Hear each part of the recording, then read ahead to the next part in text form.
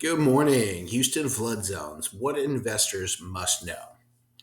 So, Houston is one of America's most opportunity rich real estate markets, but it's also one of the most flood prone. So, for commercial real estate investors, understanding flood zones is not really an optional thing, it's an essential thing.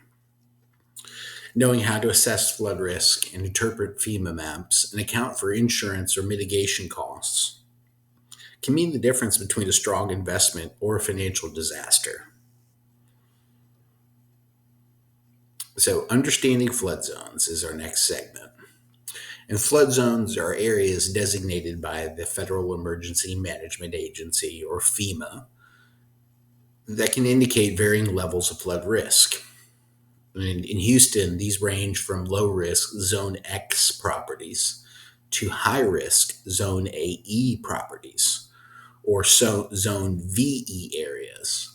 Investors can find this data through the FEMA Flood Map Service Center on Houston or on Houston's Harris County Flood Control District portal. Say that three times fast. Why flood zones matters for CRE investors.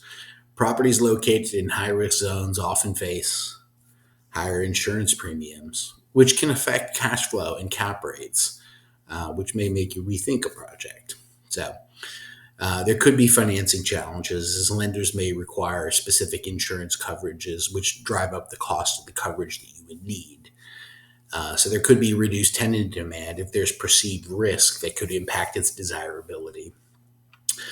And if there's repair or mitigation costs, such as drainage improvements or elevation requirements, it could get more expensive. However, not all flood zone properties are deal breakers. And in many prime commercial assets, particularly in Houston's energy corridor, in Meyerland, and near Buffalo Bayou, have been upgraded with flood mitigation systems, making them more viable investments when the property is underwritten.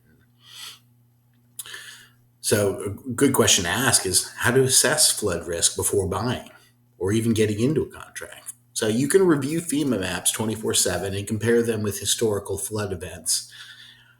Think Harvey, Imelda, Katrina. You also can check elevation certificates. They provide actual building height versus base flood elevation. You can analyze property level improvements like detention ponds, levees, and drainage systems. And you can consult your local engineers or floodplain managers for risk mitigation strategies. For instance, I just called up the city of Richmond about a deal we're looking at.